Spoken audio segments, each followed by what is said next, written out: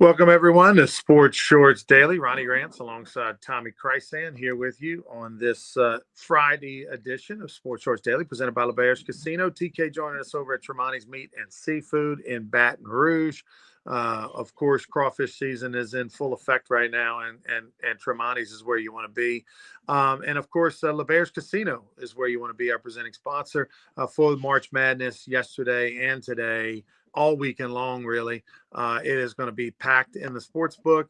Lots of fun, great cheering for all the different games, million games on the TVs. Everybody's got action going, a good place to be. And tomorrow I'll be over there. We'll be over there doing the radio show from 10 to noon in the sports book, the ESPN Bet sports book. And then there's a $64,000 blackjack tournament going on. So I'll be emceeing that. We'll be watching March Madness games all day. Where is the blackjack tournament? In the sports book? It actually is in the sports book. Yeah. What time is that? From noon, it starts at noon and it'll go to about 6 o'clock.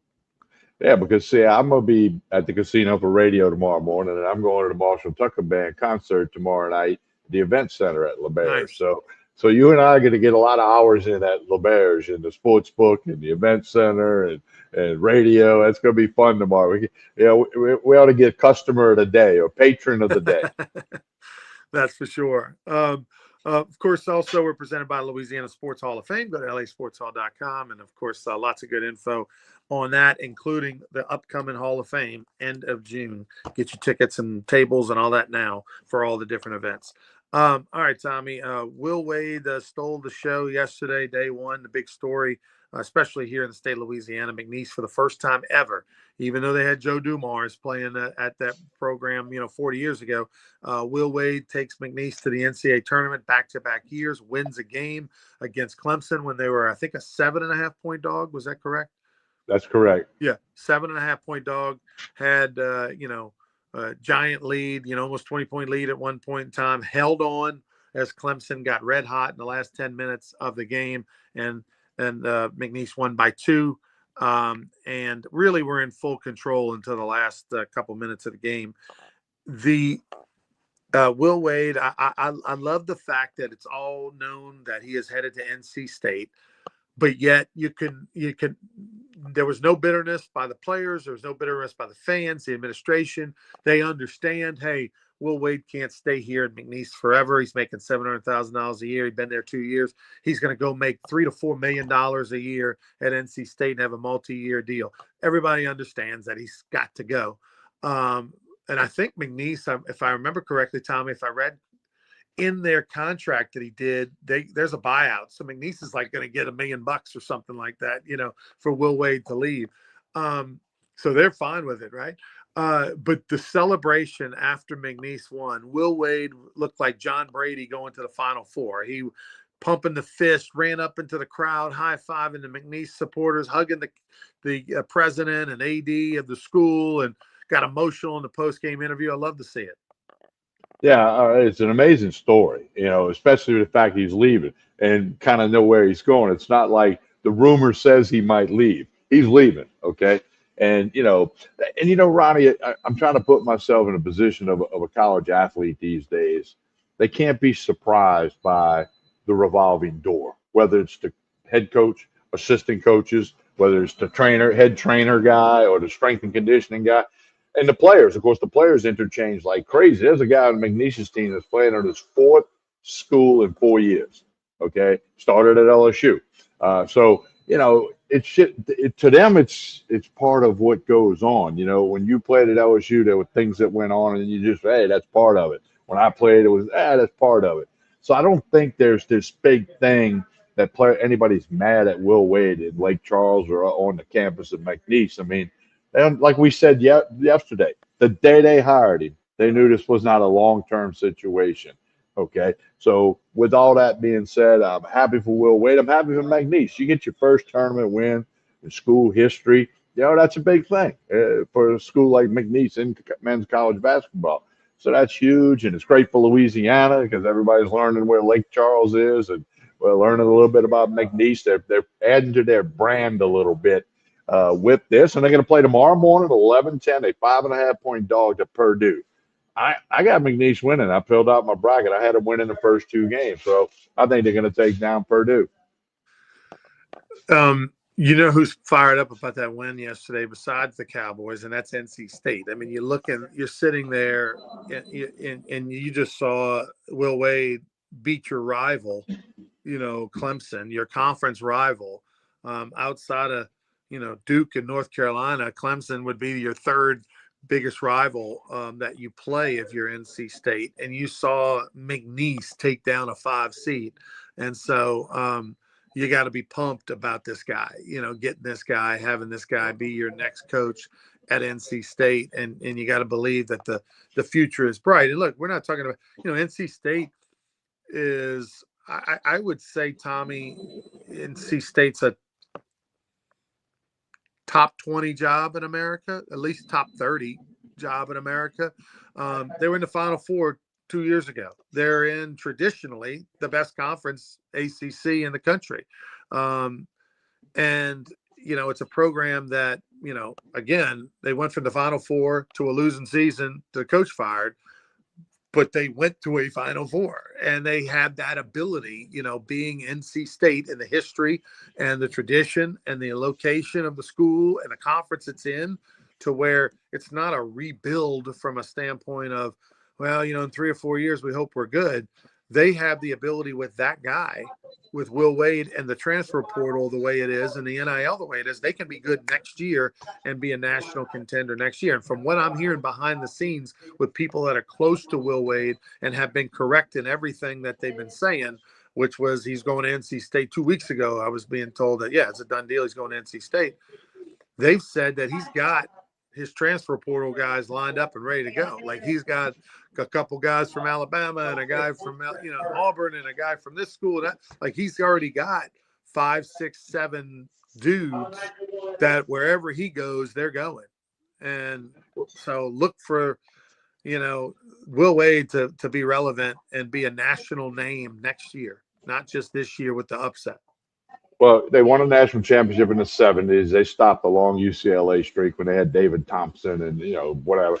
Then the '80s, everybody remembers Jim Valvano running around trying to hug somebody. They When beat they hit the Phi Slamma Jamma. yeah. So I mean, the tradition's there. If you're an NC State fan and a longtime fan, a former student or athlete there, I mean, they have the tradition. And now you hit the nail on the head.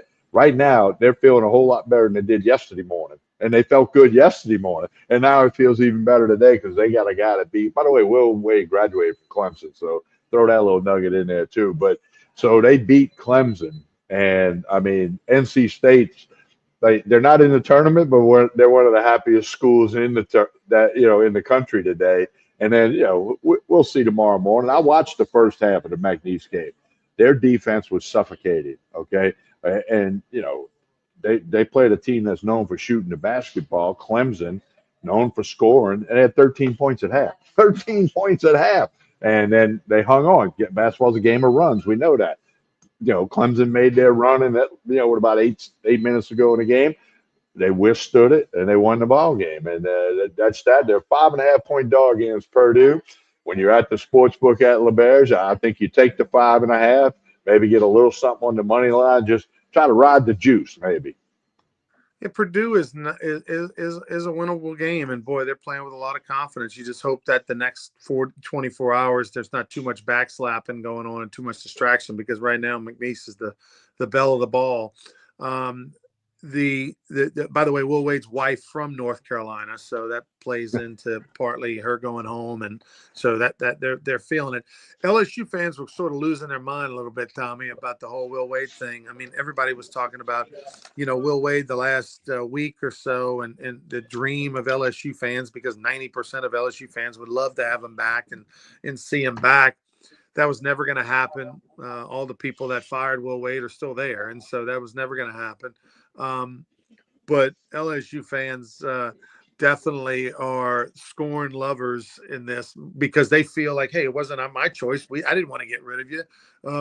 Somebody else got rid of you, and now looking back on it, it seems like a big mistake.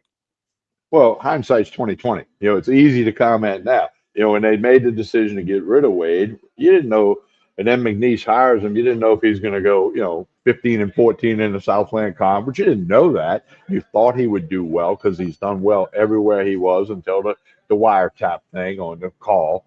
But LSU fans, I think they overreacted with this. You should be embarrassed. Scott Woodward should be embarrassed. Comparing he's got two NCAA tournament teams, and McMahon doesn't have any, and turned down an NIT. And I mean, they took all the angles. That's what fans do. It goes back to Tim Brando always said the best thing in the world about sports is fans. The worst thing in the world about sports is fans. That's a famous quote from Tim Brando, who's a member of the Louisiana Sports Hall of Fame, I believe. And so, I mean, go ahead and say what you want to say. It's part of it. You want the passion. I get that. You'd rather have fans that care than fans that don't. But I think there was too much negative reaction to the fact that he's not at LSU anymore and he won a tournament game for McNeese. Hey, be happy for McNeese. Timmy B is very much in the Louisiana Sports Hall of Fame as an ambassador award winner, but he also hosts annually the Hall of Fame luncheon that we have day of the induction ceremony, which this year Saturday, June 28th, and it's an awesome casual Q&A on stage thing. The Hall of Famers, 2 at a time, go up there at a great venue, an awesome, all you can eat buffet that we have. And I appreciate Timmy B, man. He does that every year. TAF, the Tiger Athletic Foundation, sponsors it each and every year. All right. So Will Wade, the story. How did you do? SEC, by the way, 4-3 through their first 7 games. That includes the play-in loss by Texas on Tuesday. 7 games left today. So right now, slightly above 500. If the SEC rather goes at least 4-3 again, 8-6, that's kind of I think what minimally they need to be, Tommy, to justify getting those 14 teams in there, because a lot of people had a problem with 14 teams going in, particularly the teams near the bottom that had losing records in the league. I agree with you. They got to win 8 or 9 of the total, games in the first round, and there'll be 7 more of them today. And I didn't have Arkansas winning, and they pulled it off. I watched Kansas, a lot of that game against Kansas. Missouri lost. I had them winning, and so you had a couple of things that didn't go right. But March Madness. They call it March Madness for a reason. And we saw some yesterday. And you know what? There's going to be some madness today. We just don't know which region it's coming from. After day 1, is your Final Four still intact?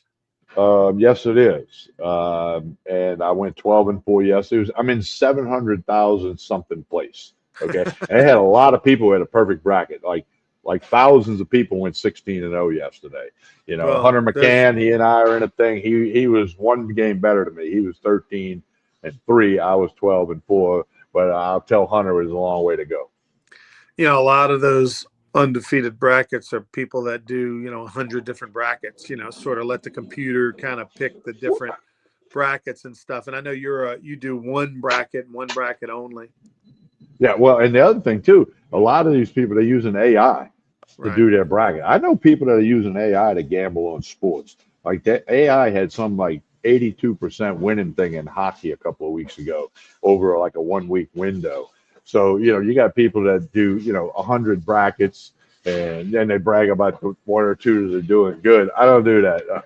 One bracket guy, if I do bad, I'm going to tell you, if it's time to tear it up, I'll tear it up, throw it in the garbage. Remind everybody who your Final Four is. It's all SEC Final Four with Alabama beating Auburn in the finals. Like I said, I win a lot of chalk, a lot of SEC. Boy, Iron Bowl final would be unbelievable. All right, couple things. Women's basketball, tonight. Southern plays at 9:00. They won their play-in game, so tonight 9:00. Southern on the West Coast taking on UCLA and the number 1 team. So David versus Goliath tonight for Southern Jaguars, Lady Jags, and then Kim Mulkey's squad 9:15 tomorrow in the PMAC. They need some young new blood, so get your tickets and go support, because some of those old timers, which is about 47% of their crowd, I don't think they're going to make that 9:15 start, especially against a 13 seed, 12 seed, whatever, 13 seed. So LSU baseball, though, some prime time tonight. I can't wait, man. I'm looking forward to this. By the way, Tennessee lost last night. In their series against Alabama. Their opening game of their series, they lost 6-5 in Tuscaloosa. Tennessee was 20-0, leapfrogged LSU in the Division I poll after the weekend, even though LSU went 4-0 last week and only has one loss on the season and was number one for 2 weeks in a row. They lose on Tuesday to East Tennessee State, and then they lose on Thursday to Alabama. So now Tennessee's 20-2. And so we'll see if the Tigers can kind of rub it in D1 baseball's face and keep it going, maybe win 2 out of 3 this weekend, and be back number one if they do. But tonight, 7:00 on the full linear SEC network, national TV. Ben McDonald will be on the call in Austin, and then 6:00 tomorrow, and then 1 or 2 o'clock on Sunday. I'm not sure if it's 1 or 2. It is 2 o'clock. 2 o'clock on Sunday. But both 762. 762. Always write it down that way for the weekend. 762. That's your Friday, Saturday, Sunday, and of course down the road they'll have a Thursday, Friday, Saturday series. But it's 762 this weekend in Austin. You know, I've had a lot of people ask me this week, hey, do you think LSU has the pitching to win the national championship? Clearly, it looks like they have the offense. 1 through 9, they've got tremendous balance and options. Looks like they have the defense. They're fielding a 980 clip. Outside of if Hernandez gets hurt behind the plate, then you could have some problems back there because your second and third string catchers are, not great defensively. So you should feel like you should be pretty good. You're fine there. You're national championship good defensively. Pitching wise is a little bit of it's a little bit interesting. I'm not as confident as I would like to be on the mound at this phase. Because 1, they haven't really been battle tested, and 2, the last 3 weeks they've had some inconsistencies throwing strikes for guys that you're counting on. I'll give you an example. Meyer.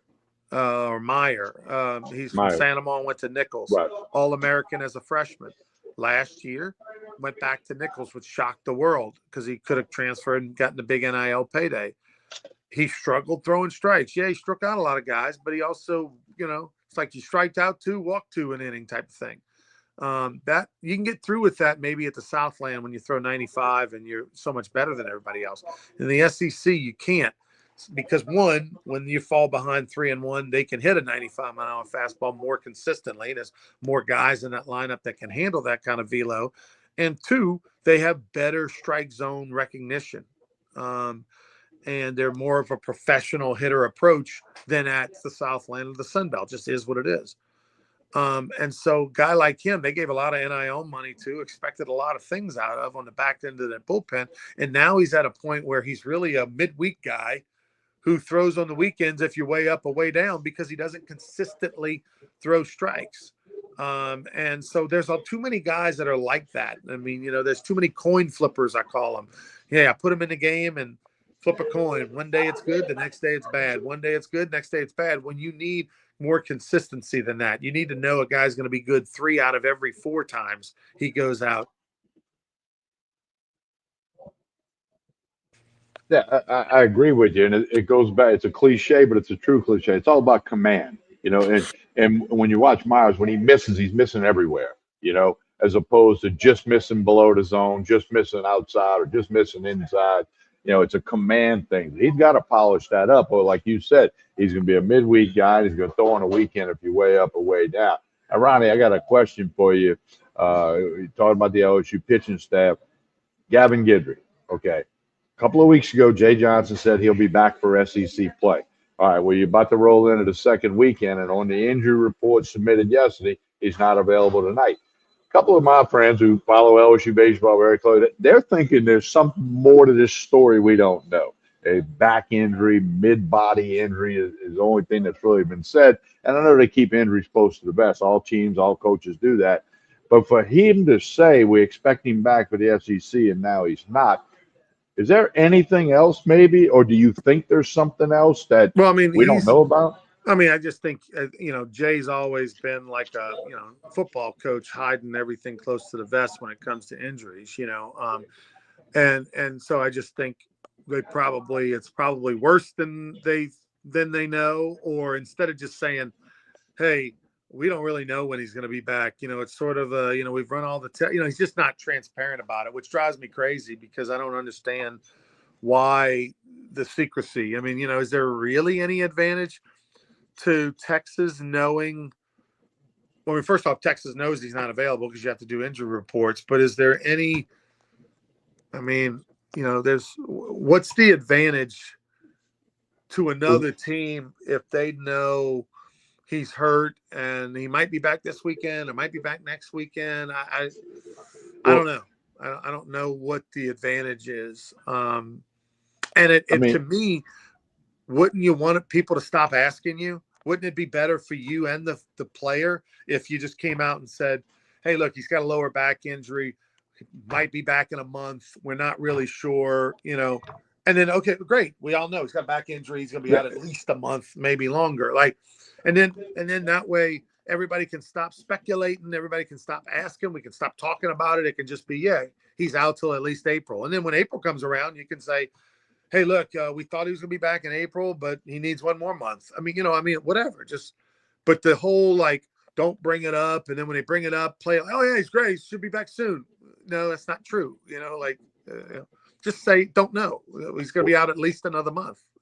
well, if I'm Texas, I want him to throw. Figuring he's not going to be on his A game. He's not going to be. He might be a little rusty. If I'm Texas, I'm like, yeah, I hope they run Gidry in there because he's not going to be as sharp as he would if he already had some innings under his belt and all that stuff, regardless of what he's done in previous years. But I don't know. I'm like you.